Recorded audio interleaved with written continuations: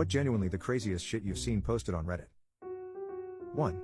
The guy who bought a watermelon, effed it relentlessly, then buried it in the garden before it started to stink, only to create a little watermelon garden which his family loved.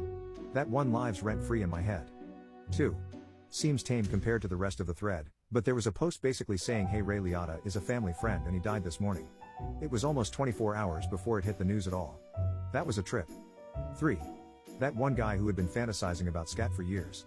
And he finally saved up some money and hired someone to tie him up and shit on him. But it turned out he wasn't into scat at all IRL.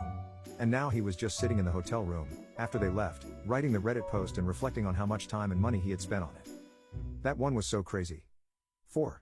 The Reddit thread from the woman whose husband and father-in-law basically were planning on her dying in childbirth and raise the baby themselves still haunts me. There was a thread where a woman's mother used coconut oil on her twin daughter's hair when the one was severely allergic to coconut, which the grandmother was well aware of, saw the kid acting ill, and essentially sent her granddaughter to bed to be unalived. Because the grandmother didn't believe in allergies. 5.